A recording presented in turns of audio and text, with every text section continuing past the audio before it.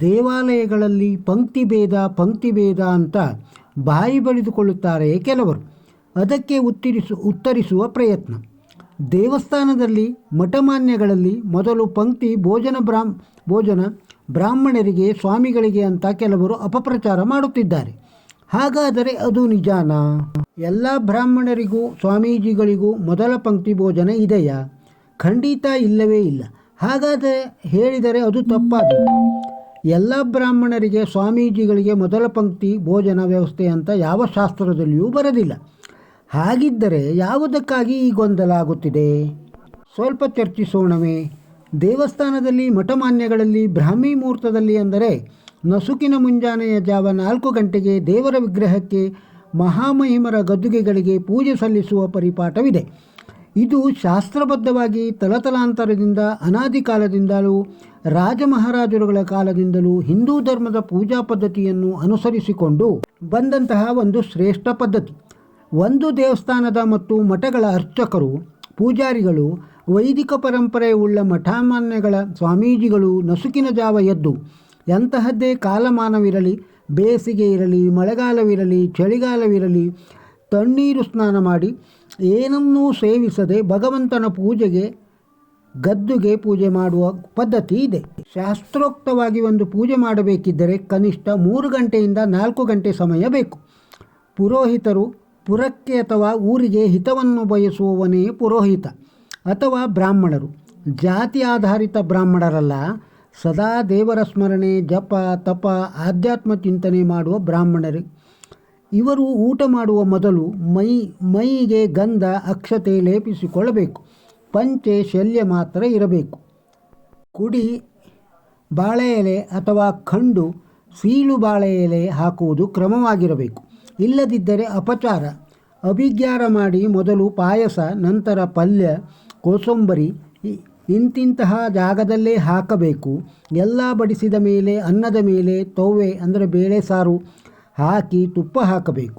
ಆಮೇಲೆ ಪಂಕ್ತಿ ಮಧ್ಯದಲ್ಲಿ ಪುರೋಹಿತರು ನಿಂತು ಮಂತ್ರಗಳನ್ನು ಹೇಳಿ ಕೃಷ್ಣಾರ್ಪಣ ಎಂದು ನೀರು ಬಿಟ್ಟು ಬ್ರಾಹ್ಮಣ ಮುತ್ತೈದೆಯರಿಗೆ ಹಸ್ತೋದಕ ಹಾಕಬೇಕು. ಪುರುಷರು ಪರಿಸಿಂಚನೆ ಮಾಡಿ ಚಿತ್ರಾವತಿ ಹಾಕಿ ಅನ್ನವನ್ನು ಕಣ್ಣಿಗೆ ಒತ್ತಿಕೊಂಡು ಅನ್ನಪೂರ್ಣೆ ಸ್ತೋತ್ರ ಹೇಳಿ ಬಾಯಿಗೆ ಚೂರು ಹಾಕಿಕೊಂಡು ಮೊದಲು ಪಾಯಸ ತಿಂದ ಮೇಲೆ ಊಟ ಶುರು ಮಾಡಬೇಕು. ಅನ್ನ ಕಟ್ಟಿ ಸಾರು ಹಾಕಿಸಿಕೊಳ್ಳುವುದು ನಿಷಿದ್ಧ. ಸ್ವಲ್ಪ ಅನ್ನ ಎಡಭಾಗಕ್ಕೆ ಸರಿಸಿ ಉಳಿದ ಭಾಗಕ್ಕೆ ಸಾರು ಹಾಕಿಸಿಕೊಂಡು ಕಲಸಿ ತಿನ್ನಬೇಕು. ಸುರುಬುರು ಸುರಿಯಬಾರದು. ಇಡೀ ಅಂಗೈಯನ್ನೆಲ್ಲ ಎಂಜಲು ಮಾಡಿಕೊಳ್ಳಬಾರದು.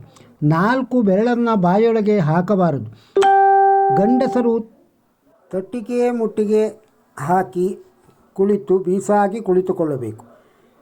ಹೆಂಗಸರು ಒಂದು ಮಂಡಿ ಮಡಚಿ ಕೂರುವ ಪದ್ಧತಿ. ಕೊನೆಯಲ್ಲಿ ಮಜ್ಜಿಗೆ ಅನ್ನ ತಿಂದಾದ ಮೇಲೆ ಉಪ್ಪಿನ ಮೇಲೆ ಚೂರು ನೀರು ಹಾಕಿ ಅಂಗೈಯನ್ನು ಬಾಳೆ ಎಲೆ ಪಕ್ಕ ಊರಬೇಕು.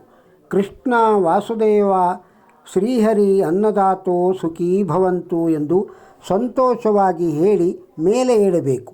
ಊಟ ಮಾಡುವುದು ಒಂದು ಯಜ್ಞವಿದ್ದಂತೆ. ಪೂಜಾ ಕಾರ್ಯ ಮಾಡುವ ಬ್ರಾಹ್ಮಣರು, ಪುರೋಹಿತರು ದಿನದಲ್ಲಿ 2 ಬಾರಿ ಊಟ ಮಾಡುತ್ತಾರೆ. ನಡುವೆ ತಿನ್ನುವುದಿಲ್ಲ. ಹಣ್ಣು, ಕಾಫಿ, ಟೀ ಅಥವಾ ಕಷಾಯ ಇಂಥ ವ್ರತಾಚರಣೆಗಳನ್ನು ಮಾಡುವ ಬ್ರಾಹ್ಮಣರಿಗೆ ಎಲ್ಲ ಬ್ರಾಹ್ಮಣರು ಅಂತ ಅಲ್ಲ, ಊಟ ಬಹಳ ಮುಖ್ಯ. ಬೇರೆ ಏನನ್ನೂ ಆಸೆ ಪಡುವುದಿಲ್ಲ. ಇಷ್ಟೆಲ್ಲ ಪೂಜೆಯ ಕಾರ್ಯವನ್ನು ಅವರು ಏನನ್ನೂ ತಿನ್ನದೆ ಉಪವಾಸದಿಂದಲೇ ಮಾಡಬೇಕು. ಮೇಲಾಗಿ ಅರ್ಚಕರು ಈರುಳ್ಳಿ, ಬೆಳ್ಳುಳ್ಳಿ ಸೇವಿಸುವುದಿಲ್ಲ. ಅವರಿಗಾಗಿ ಊಟಕ್ಕೆ ಅಂತ ಬೇರೆ ಅಡುಗೆ ವ್ಯವಸ್ಥೆ ಇರುತ್ತದೆ. ಸಾಮಾನ್ಯವಾಗಿ ಎಲ್ಲರೂ ಎಲೆಗೆ ಊಟ ಬಡಿಸಿದ ಮೇಲೆ ಊಟ ಮಾಡಲು ಪ್ರಾರಂಭಿಸುತ್ತಾರೆ. ಆದರೆ ಅರ್ಚಕರು ಊಟಕ್ಕೆ ಕುಳಿತುಕೊಂಡ ಮೇಲೆ ಕೆಲವು ಶಾಸ್ತ್ರ ಸಂಪ್ರದಾಯಗಳು ಇರುತ್ತವೆ. ಕೆಲವು ಮಂತ್ರ ಹೇಳಬೇಕು, ಕೃಷ್ಣಾರ್ಪಣೆ ಮಾಡಬೇಕು, ಶಿವಾರ್ಪಣೆ ಮಾಡಬೇಕು.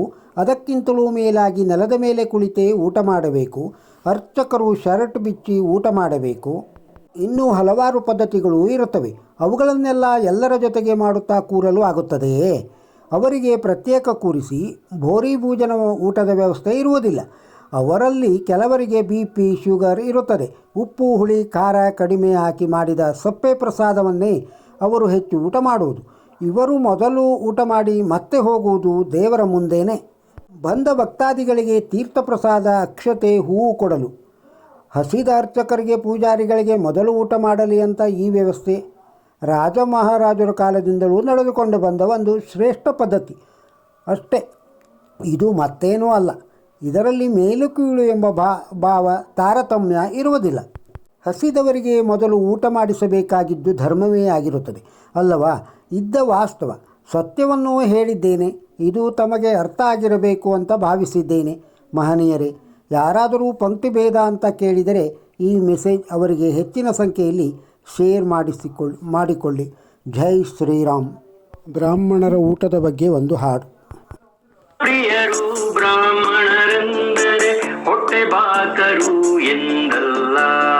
ಭೋಜನ ಪ್ರಿಯರು ಬ್ರಾಹ್ಮಣರೆಂದರೆ ಹೊಟ್ಟೆ ಬಾಕರು ಎಂದಲ್ಲ.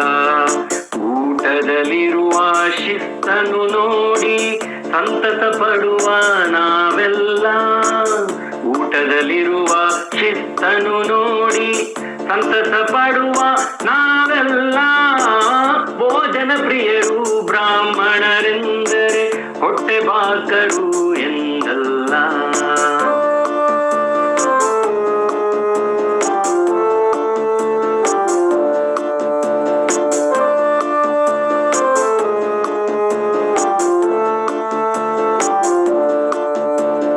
ನೆಲ ಶುದ್ಧಗೊಂಡು ಚಾಪೆ ಹಾಸಲು ಬಾಳಲೆ ಬಿದ್ದಿತು ಪಟಪಟನೆ. ನೆಲ ಶುದ್ಧಗೊಂಡು ಚಾಪೆ ಹಾಸಲು ಬಾಳಲೆ ಬಿದ್ದಿತು ಪಟಪಟನೆ. ನೂಕು ನುಕ್ಕಲು ಕಿತ್ತಾಟವಿಲ್ಲದೆ ಕುಳಿತರು ಎಲ್ಲರೂ ಸರಸರನೆ. ನೂಕು ನುಕ್ಕಲು ಕಿತ್ತಾಟವಿಲ್ಲದೆ ಕುಳಿತರು ಎಲ್ಲರೂ ಸರಸರನೆ. ಎಲೆ ಶುಚಿಗೊಳ್ಳಲು ಅನಿಶುದ್ಧಿ ಬಂದಿತು.